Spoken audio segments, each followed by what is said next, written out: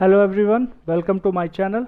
आज के इस वीडियो में मैं आपसे डिस्कस करूंगा electrical fault, their causes and effect के बारे में।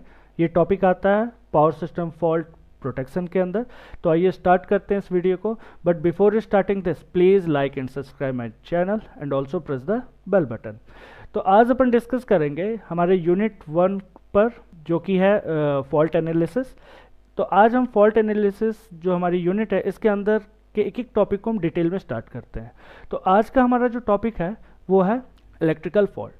आप सबको मालूम है कि हमारे सिस्टम में इलेक्ट्रिकल फॉल्ट होता है और हम इलेक्ट्रिकल फॉल्ट को अपनी डे टू डे लाइफ में इस वर्ड को अक्सर यूज़ करते हैं, बट हम उसको प्रॉपर डिफाइन नहीं कर पाते हैं। तो आज अपन डिटेल में समझते हैं कि what are the various definitions of electrical fault. So fault को हम कैसे डिफाइन कर सकते हैं? Fault is any abnormal condition in your power system due to which current diverted from the intended path. ये सबसे बेसिक डिफिनेशन है fault का। आप देखिए, आप इसको ऐसे समझ लें, हमारा जब सिस्टम हेल्दी कंडीशन होता है तो हमारे लोड तक प्रॉपर करंट आ रहा होता है। But whenever a fault occur, what happen, अक्सर होता क्या है, current diverted from its intended path. Current अपना पाथ चेंज कर लेता है जहाँ उसको प्रॉपर फ्लो होना होता है, जिस डायरेक्शन में उसको प्रॉपर फ्लो होना होता है। फॉल्ट को हम कुछ इस तरीके से भी डिफाइन कर सकते हैं, when two or more conductors which have some potential difference come in contact with each other। तो ऐसी कंडीशन होने पे भी हम कह सकते हैं कि फॉल्ट अकर हो रहा है। Okay, now next is whenever sudden failure of piece of equipment या कोई एक्सीडेंटल डैमेज हो जाए, short circuit of overhead lines हो जाएं, या इंसुलेशन फेल्योर जिसकी वजह से आपने देखा होगा अक्सर चिंगारियां प्रोड्यूस होती हैं। तो अगर ऐसा कुछ होता है तो भी हम कह सकते हैं दिस में कॉज फॉल्ट। ओके, और एक जो सबसे बेसिक एग्जांपल है या आप कह लें डिफिनेशन है फॉल्ट का, ये अपन जानते हैं कि हमारा जो 3 फेज एसी सिस्टम है इसमें तीनों वायरों में इक्वल वोल्टेज डिस्ट्रीब्यूशन होगा। But whenever abnormal condition occur, क्या होगा, इसकी वजह से 3 फेज वायर हैं, तीनों फेज वायर जो है इनका जो लाइन वोल्टेज या फेज वोल्टेज है आपस में एक दूसरे के बीच, इनके बीच का जो फेज वोल्टेज या लाइन वोल्टेज है उनका distribution in normal healthy case equal distribution होगा, तभी हम इसको कहते हैं बैलेंस 3 फेज सिस्टम। बट जैसे ही कोई एबनॉर्मल कंडीशन हुआ, क्या होगा, इनके बीच का जो वोल्टेज डिस्ट्रीब्यूशन है that may be phase voltage और line voltage, it get change, इनका अलग अलग वो वोल्टेज डिस्ट्रीब्यूशन होगा। तो ऐसे एबनॉर्मल कंडीशन को भी हम डिफाइन कर सकते हैं फॉल्ट से। Now next is short circuit. एक ये बहुत ही बेसिक टर्म है, हम अक्सर अपनी डे टू डे लाइफ में ये वर्ड यूज़ करते हैं। जब भी कोई फॉल्ट होता है हम बोलते हैं शॉर्ट सर्किट हो गया। तो आज अपन समझ लेते हैं कि हम शॉर्ट सर्किट को कैसे डिफाइन करेंगे। So when ever a fault occur on a network such that a large current flow in one or more phases and it may cause or it may occur a short circuit. We can say that a short circuit is said to occur. अक्सर आपने देखा होगा जब भी कोई system में fault होगा क्या होगा, हैवी करंट फ्लो होता है। तो ये हैवी करंट क्यों फ्लो होता है, जरा हम इसको अपन समझ लेते हैं इस डायग्राम के थ्रू। मैंने यहाँ पे एक सर्किट लिया है, ये सिंगल फेज सर्किट है। यहाँ पे मैंने एक वोल्टेज सोर्स लिया है जिसके अक्रॉस पोटेंशियल है यहाँ पर V, और इस वोल्टेज सोर्स का इंटरनल इम्पिडेंस है ZI, और यहाँ पर हमने एक लोड लिया हुआ that the impedance of that load is here Z।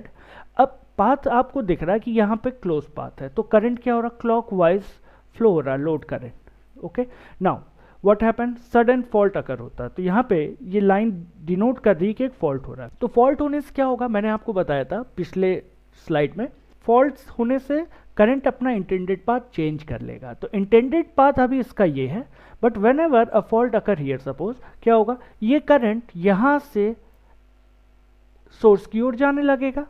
तो यहाँ पर हुआ क्या, यहाँ पर लोड पे जो जाने वाला करंट है वो जाना बंद हो गया। बट यहाँ पे एक और प्रॉब्लम क्रिएट हो जाती है, वो ये कि जब लोड का कनेक्शन डिस्कनेक्ट हो गया इस सोर्स से, तो आपको मालूम है कि as according to Ohm's law here this voltage is equals to load current into total impedance of the circuit. तो यहाँ टोटल इम्पिडेंस सर्किट का क्या है, Z plus ZI। But whenever a fault occur, ये Z गायब हो जाएगा। अब Z गायब हुआ तो बचा कौन सा इम्पिडेंस, केवल ZI। बट हमें ये मालूम है कि the internal impedance of this source is very less as comparison to the impedance of load.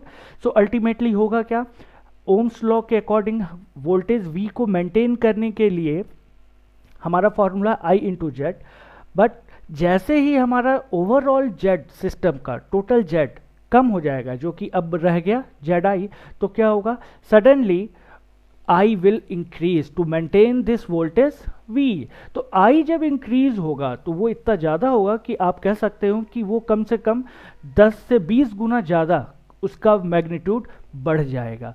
सो ऐसे ही करंट को, इस करंट को यहाँ पर ये जो करंट सडनली 10 to 20 टाइम्स बढ़ गया, हम इसी को बोलते हैं शॉर्ट सर्किट करंट। और इस कॉन्सेप्ट को हमने डिफाइन कर दिया, इस फिनोमेना को, इस कंडीशन को हमने डिफाइन कर दिया short circuits. Okay, now next is causes of power system faults. आखिर यानी हमारे सिस्टम में फॉल्ट जो होते हैं आखिर किन किन कॉजेज की वजह से हो रहे हैं। तो बहुत बेसिक सम यहाँ पे मैंने एग्जांपल्स आपको दिए हुए हैं, आप हर कोई इससे वाकिफ होंगे। पहला है, अक्सर बिजली कड़कती, जब बारिश तेज होती तो आपने देखा होगा लाइटिंग होती है। लाइटिंग से क्या होगा, बिजली किसी वायर पे गिरी या किसी ऑब्जेक्ट पे गिरी तो इंसुलेशन फेल्योर हुआ और हमारा सिस्टम में फॉल्ट आ जाता है। अक्सर जब तेज़ हवाएं चलती हैं तो उसकी वजह से भी फॉल्ट क्रिएट होता है। अगर पेड़ मान लीजिए किसी लाइन पे गिर जाए उसकी वजह से फॉल्ट हो सकता है। व्हीकल कोलाइडिंग विद टावर, बहुत ये सब बेसिक एग्जांपल्स हैं जिसकी वजह से हमारी कंट्री में अक्सर फॉल्ट होते हैं। Bird shortening any line, aircraft colliding with line. Next is vandalism. Second last is your small animal entering into switch gears, and the last one is line break due to excessive load. तो ये सब कुछ basic causes मैंने आपको बताए हैं जिसकी वजह से अक्सर हमारे पावर सिस्टम में फॉल्ट अकर होता है। Now next is percentage of various causes of fault. So यहाँ पे मैंने कुछ आपको परसेंटेज दिया हुआ है कि आखिर लाइटिंग की वजह से कितना परसेंट ऑफ फॉल्ट होगा, that is your 12। Jumping conductor, आपस में कंडक्टर के शॉर्ट होने से कितना परसेंट का फॉल्ट होगा, that is your 20। apparatus failure, percentage of fault 20, switching to a fault, that is 20, and due to some miscellaneous reason that is your tree falling or accidents, इसका percentage है 28। तो हमारे power system में जो various fault हो रहे हैं उन फॉल्ट्स के होने की जो मेन कुछ वजह है उनका परसेंटेज वाइज मैंने ये आपको यहाँ पर समझाया है। Now next is frequency of fault occurrence in different links of a power system. आखिर हमारे पावर सिस्टम में डिफरेंट जो हमारी लिंक्स हैं उनमें कितना परसेंटेज ऑफ फॉल्ट होता है, यहाँ पे अपन ये थोड़ा समझ लेते हैं।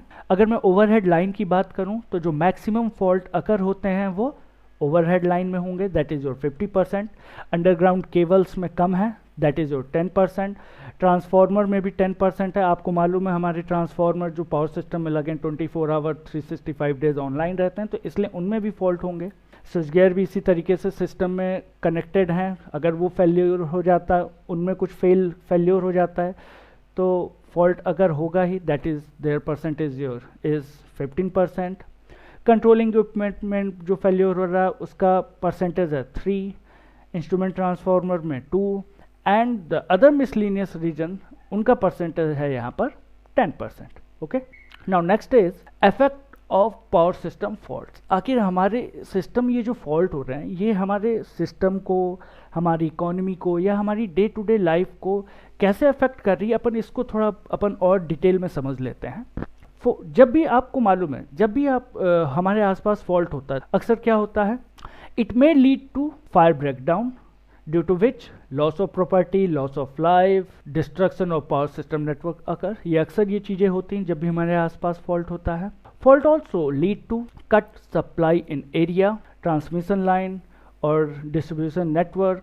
और ये चीज़ जब बहुत बड़े वास्ट एरिया में हो जाता है तो हम इसी कंडीशन को बोल देते हैं पावर ब्लैकआउट। जब बहुत बड़े एरिया में पावर चला जाएगा हम उस कंडीशन को बोलते हैं पावर ब्लैकआउट। और इन चीज़ों के होने से अल्टीमेटली होता क्या है, इसकी वजह से क्या होगा, हमारा पावर इंटरफेरेंस क्रिएट होता है इंडस्ट्रियल एंड कमर्शियल एक्टिविटी में, हमारी इकोनॉमिक ग्रोथ पे असर इसका पड़ता है, हमारी डेली की जो लर्निंग एक्टिविटी है इंस्टीट्यूशन में उस पर अफेक्ट होगा, work in offices get affected, domestic application and insecurity at night, ये सब कुछ चीज़ें हैं जो कि फॉल्ट होने से हमारे डे टू डे लाइफ में सिस्टम पे अकर होगा। और अल्टीमेटली इन चीज़ों की वजह से ओवरऑल क्या नुकसान है, इसकी वजह से जो हमारा ग्रॉस डोमेस्टिक प्रोडक्शन है वो कहीं ना कहीं डाउन हो जाएगा। सो मैं यहाँ पे अपन ये कह सकते हैं कि फॉल्ट डेफिनेटली हमारे सिस्टम को अफेक्ट करता है, हमारे फाइनेंशियली हमें नुकसान पहुंचाता है।